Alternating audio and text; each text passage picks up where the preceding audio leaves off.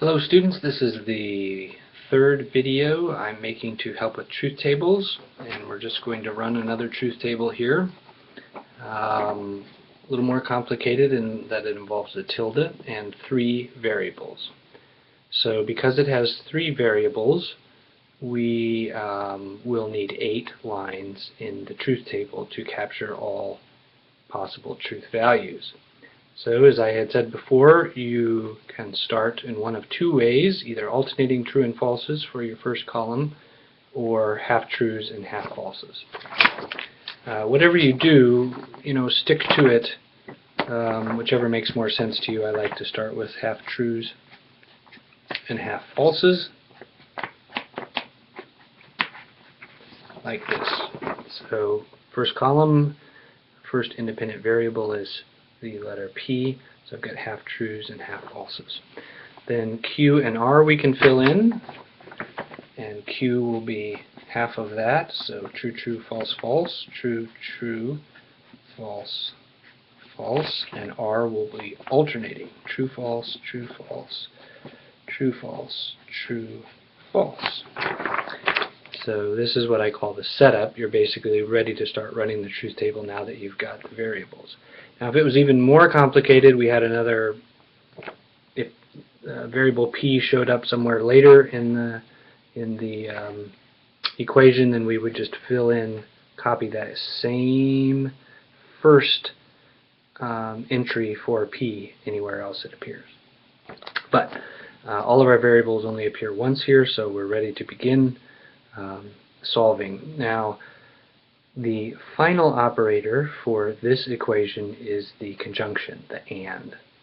But we also have a conditional, the arrow, and a negation, which is tilde in front of the R. So we're going to run the conditional and the tilde before we run anything else. The tildes, usually you want to go ahead and run those first because they're very simple and they're almost always going to be needed to be done first.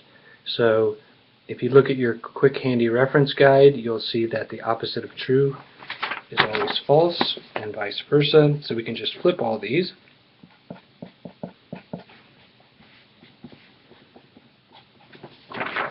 So you've already solved for the column under the tilde by reversing the values that you had found under the R column. Now let's solve this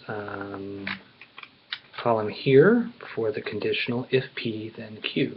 If you look at your handy chart, you'll see that the only time those end up being false is when the antecedent is true and the consequent is false. So on true and true is true, true and false is false, false and true is true, and false is true. So your column there looks true, true, false, false, true, true, true, true under the conditional. Now you can use those two columns you just identified, mark with little stars here, you just solved for, and you use those values, that column and your column under your tilde, to solve your final operator. So your final operator should circle or bold or highlight in some way, like that.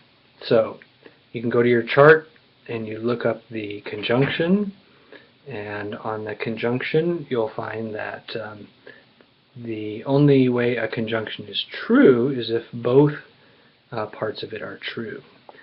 Everywhere else it ends up being false.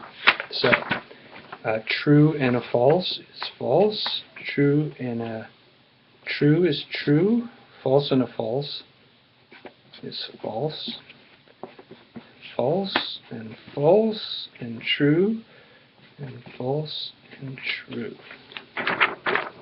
So we have just solved for that column. So you can see that we use this true and this false to get that false, and so on down the line. So as I mentioned in my email, I want you to start